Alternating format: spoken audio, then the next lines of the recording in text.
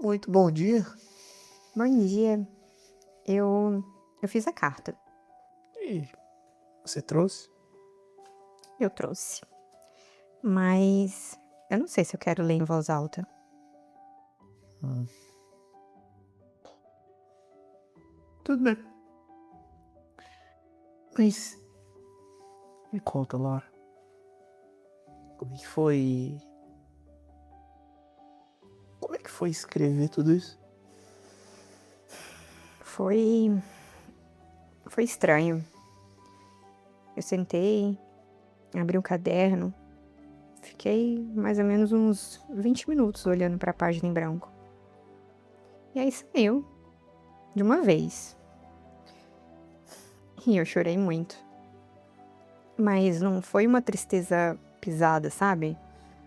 Foi mais como aliviar um peso que eu nem sabia que estava carregando. O que que você disse? O que que você disse pra menina? Eu disse que ela não tinha culpa, que ela era suficiente, que ela não precisava ser menos para caber no espaço que davam para ela. Ser menos pra caber no espaço que davam pra ela. Uhum. E você ainda faz isso? Todo dia. Me dá um exemplo. Exemplo concreto, essa semana. Algo em que você foi menos do que você poderia ter sido. Hum. Acho que na quinta eu tive uma reunião no trabalho. O meu chefe pediu para apresentar um projeto que eu desenvolvi sozinha nos últimos 3 meses. E eu passei a apresentação inteira minimizando. Foi um trabalho em equipe. A ideia surgiu meio que por acaso. Ainda tem que melhorar muito. E era trabalho em equipe? Não, fui eu. A ideia surgiu por acaso? Não, eu trabalhei muito nisso. Por que você disse o contrário? Eu, eu não queria parecer arrogante. Arrogante. Arrogante. Você não queria parecer arrogante ou você não queria parecer grande demais? Qual que é a diferença? Arrogância é se colocar acima dos outros. O que você fez não foi isso.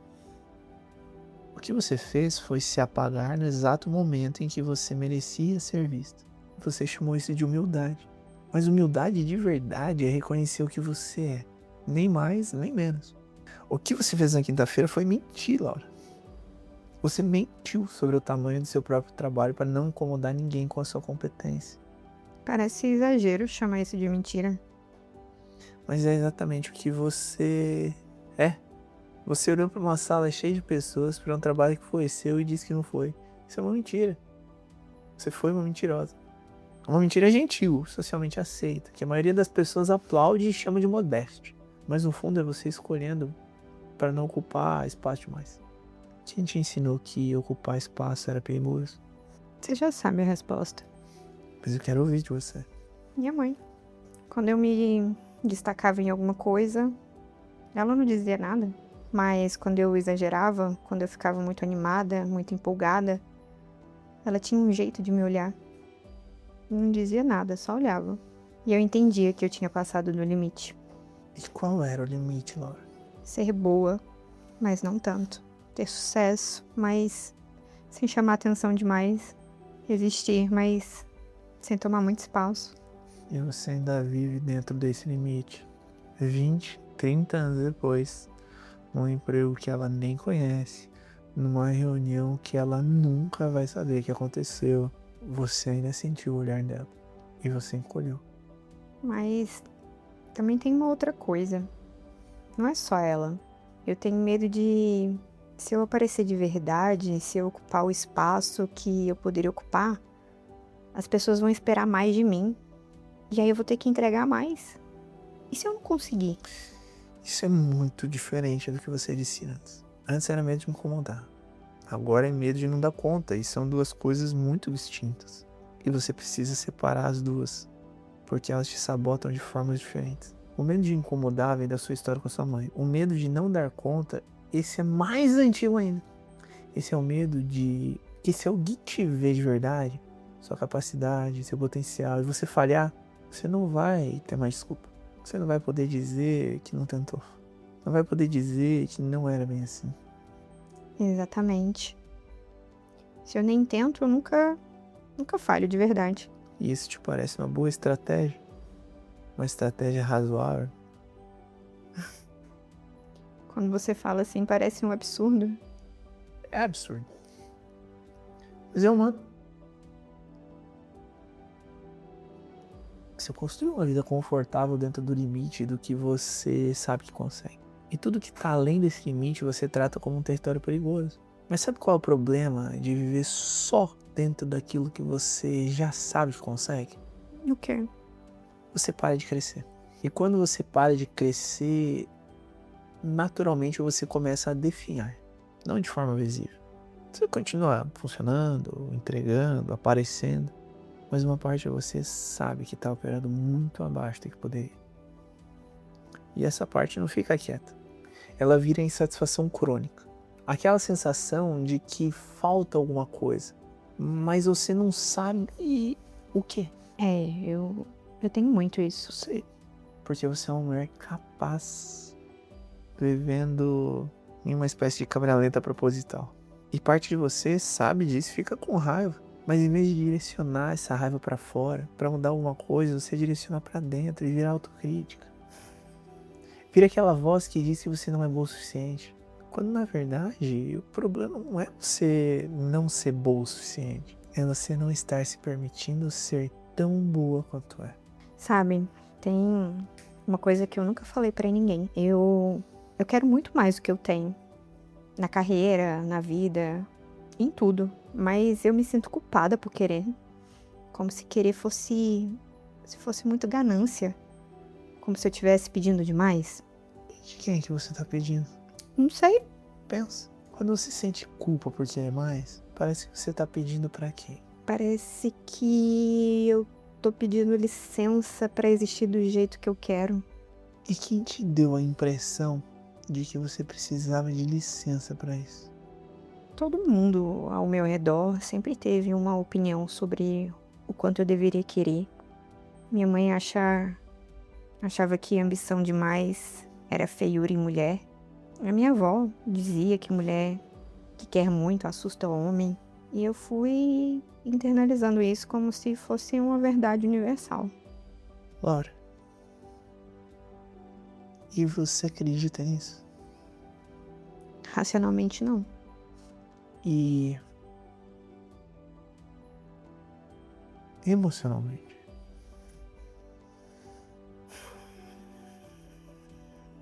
Emocionalmente, eu ainda peço licença toda vez que eu quero alguma coisa grande. Então eu vou te dizer uma coisa que vai soar um pouco dura. Você tá vivendo a vida que as outras pessoas se sentiriam confortáveis vendo você viver. Mas Laura, essa não é a vida que você quer. Não é a vida que você é capaz de construir. A vida vai fazer ninguém se sentir ameaçado, ultrapassado ou desconfortável com o tamanho que você tem. E você chama isso de não ser arrogante. Mas na verdade você tá desperdiçando tudo que você é para não perturbar quem não merecia ter esse poder sobre você desde o começo. Quando você fala assim, parece que eu tô me traindo. É, Laura. Você tá. Todo dia. Com educação, com gentileza, com um sorriso no rosto. Mas você tá. Mas e as relações? Se eu parar de me diminuir, as pessoas vão embora. Eu já falei isso antes. Você falou. E eu vou responder diferente agora. Porque você tá num ponto diferente. As pessoas que foram embora quando você mostrou quem você é de verdade, elas não foram embora por causa do seu tamanho. Elas foram embora porque o seu tamanho expôs o tamanho delas. E o problema nunca foi você. O problema foi que elas precisavam que você fosse menor para se sentirem grandes. Isso não é uma razão para você encolher. É uma informação sobre quem não é para você. Mas e se a maioria das pessoas forem assim, André? Parte vai ser. Isso vai doer. Mas sabe o que é mais doloroso do que perder pessoas que não suportam o seu tamanho? É passar a vida inteira fingindo ser melhor para mantê-las por perto. Porque aí você não perde elas, você se perde. E esse é o preço que nenhuma relação vale. Eu tenho tanto medo de ficar sozinha se eu for Eu mesma de verdade. Eu sei. Mas deixa eu virar isso. Você já tá sozinho. Não fisicamente. Mas a Laura que fica em casa às 3 da manhã com aquela insatisfação que não passa, com aquela sensação de falta de alguma coisa, essa Laura tá sozinha. Cercada de pessoas que conhecem só a versão escolhida dela. A solidão de verdade não é a ausência de pessoas. É a presença de pessoas que não te conhecem de verdade. E você tá vivendo isso agora. Eu nunca tinha pensado que eu poderia estar sozinha mesmo rodeada de tanta gente. É. Eu sei. Mas eu quero te fazer uma pergunta e eu quero que você responda sem filtro. Sem a versão bonita, sem a versão verde. Laura, se você tirasse o medo, a culpa, o olhar da sua mãe, a opinião de todo mundo, quem é que você seria? Eu seria alguém que ocupa o espaço sem pedir desculpa. Que fala o que pensa sem suavizar tudo.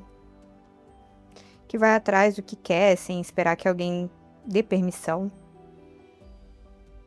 Que não diminui o próprio trabalho numa sala cheia de pessoas. Que não tem vergonha de ser boa no que faz. Essa pessoa existe. E ela tá aqui agora. E percebe como ela veio fácil quando você tirou os filtros?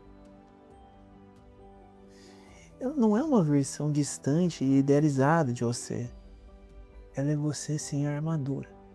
E você não precisa de mais 10 anos de terapia para acessá-la. Você precisa de uma decisão repetida. Todo dia, em cada situação pequena, você escolhe. A versão que pede licença ou a versão que sabe que tem o direito de estar aqui? E quando eu errar? Porque eu vou errar. Laura. Todo mundo vai errar.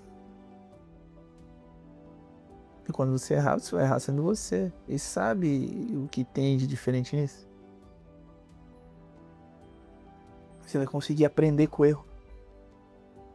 Porque o erro vai ser seu. De uma escolha sua, de uma tentativa sua. Erro de quem tenta é informação. Erro de quem se sabota é só uma confirmação de uma mentira que a pessoa conta pra si mesma faz muitos anos. Posso ler um trecho da carta? Se você quiser. Você não era grande demais. O espaço é que era pequeno demais. E você passou a vida tentando caber nele quando o que você precisava era ter coragem de ocupar o espaço certo. Você escreveu isso pra menina que você era. Mas ela escreveu de volta pra você. Pra semana que vem não vou te pedir nada escrito, Laura. Eu vou te pedir uma ação. Pequena, concreta.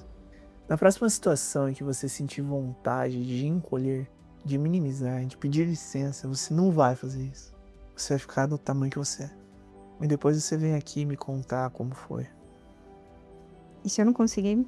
Aí você vem me contar como não foi conseguir. Não tem resposta errada. Tem só o que é real. E o real sempre é mais útil do que o bonito. André, você já me disse coisas muito duras aqui dentro. Eu sei. Mas hoje você foi diferente. Hoje doeu de um jeito que parece que vai virar alguma coisa. Esse é o tipo de dor que não é em vão.